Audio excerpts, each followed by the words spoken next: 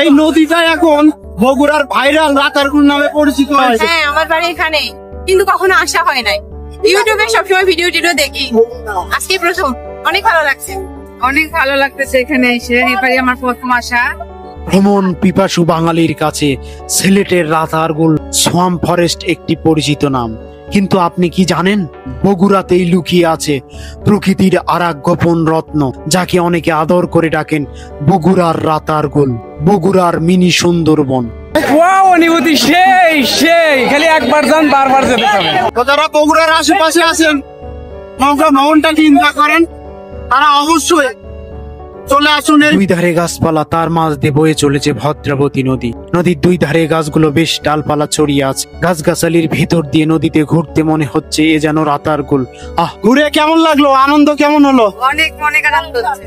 এটা হচ্ছে বগুড়ার রাতারগুল, আর যে সিলেটের রাতারগুল আছে ওটার সঙ্গে এটার পার্থক্য কেমন?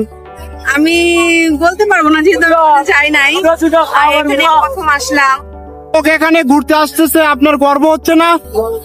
গর্ব তো হচ্ছে, পরে আমাকে যে বিপদ রে গর্ব ভালো রাখছে, এটা ভালো। মানে পানি বৃদ্ধি হলে সবার আনন্দ হচ্ছে, এই ক্ষেত্রে আপনাদের অনেক কষ্ট হচ্ছে। আমাকে পানি বৃদ্ধি কষ্ট কি, আয় আমাদের কষ্ট। আয় আমাদের কষ্ট। এই যে জমিগুলো নষ্ট হয়ে গেল, এটা যে রাতারগুল বলে এই নদী এখন, এটা জানেন? এখানে ঘুরতে এসে আমার খুব ভালো লাগতেছে, খুবই ভালো প্রাকৃতিক দৃশ্য, খুবই ভালো। আমরা সবাই আসছি, মানে ফ্যামিলি নিয়ে আসছি আমরা। এটা আমার ওয়াইফ, এটা আমার মেয়ে, খুবই সুন্দর লাগতেছে। এই নদীর সঙ্গে সিংড়ার চলন বিল এবং যমুনার সংযোগ রয়েছে। রাজার শাসন আমলে সাবরুল দিঘির বুক চিরে ভদ্রাবতী নদীর আবির্ভাব ঘটে। সেন বংশের অচিন্ত কুমার নামে শেষ রাজার আমলে তার কন্যা ভদ্রাবতীর নাম অনুসারে এই নদীর নামকরণ করা হয়। কেমন লাগতেছে? তোমার কি ঘুম পাইছে? আমি এখানে বেড়াইতে আসছি শ্বশুর বাড়িতে, এসে শুনলাম রাতারগুল এবং শালিকে ঘুরতে আসছি, এবং সাথে আমার অফিস কলিগ আছে, তার ফ্যামিলি নিয়ে আসছে। মাঝখানে কিছুদিন কয়েক বছর আর কি নৌকা চলাচল বন্ধ ছিল, আবার এই 3-4 বছর হলে নৌকা চলাচল চলছে এবং লোকজন অনেক দূর দূরান্ত থেকে আসে, তারা বেড়ায়, ভিডিও করে, অনেক ছবি তোলে, দেখতে খুব সুন্দর লাগে। পানি বৃদ্ধি হলে যে দর্শকদের আনন্দ হচ্ছে, এতে করে কি আপনার কষ্ট হয়? আপনাদের যাতায়াতে কষ্ট হচ্ছে? আমাদের যাতায়াতের কোনো কষ্ট নাই, আমাদের একটাই কষ্ট, যে কয়দিন পানি থাকে আমাদের ফসলের ক্ষতি হয়ে যায়। আচ্ছা, এটাই হলো আমাদের কষ্ট। আচ্ছা, অরিজিনাল রাতারগুল কি দেখছেন আপনি? হ্যাঁ, এটা রাতারগুল দেখছি, এটার নাম হচ্ছে, আর এই নদীর নাম হচ্ছে ভদ্রবতী নদী। ভদ্রা নদী? হ্যাঁ, ও আচ্ছা আচ্ছা আচ্ছা আচ্ছা, রেকর্ডে কাগজে ভদ্রবতী ম্যাপি।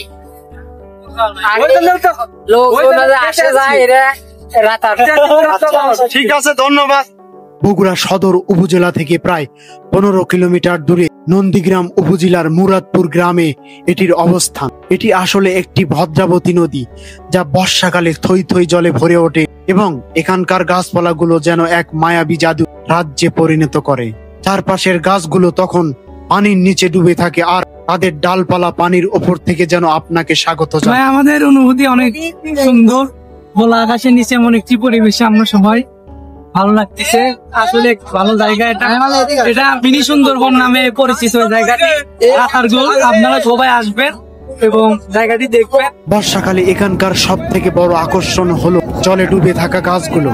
সারি সারি প্রতিবিম্ব যখন শান্ত জলের ওপর পড়ে, তখন এক অসাধারণ দৃশ্যের অবতারণা হয়। নৌকায় করে এই নদীর ভিতর দিয়ে যখন যাবে, তখন মনে হবে যেন অন্য এক জগতে চলে এসেছে। রাতারগুলের চারপাশের গ্রামগুলোর সাধারণ জীবনযাত্রা দেখতে পাওয়া ও একটি ভিন্ন অভিজ্ঞতা আপনি পাবেন। এখানকার মানুষের সহজ সরল জীবনযাত্রা আর অতিথি পরায়ণতা আপনার মন ছুঁয়ে যাবে। বগুড়ার এই রাতারগুলের সৌন্দর্য সব থেকে ভালো উপভোগ করা যায় বর্ষাকালে। এই সময়টা নদীর পুরোপুরি জলে ভরে থাকে এবং নৌকায় ঘুরে বেড়ানোর জন্য আদর্শ। রাতারগুল বলার কারণ হচ্ছে সুন্দর গাছ হয়ে গেছে, নৌকা ভ্রমণের জন্য একটা আদর্শ জায়গা হয়ে দাঁড়ায় আছে। হিসেবে থাকছে আরো অনেক এলাকা থেকে আর কি।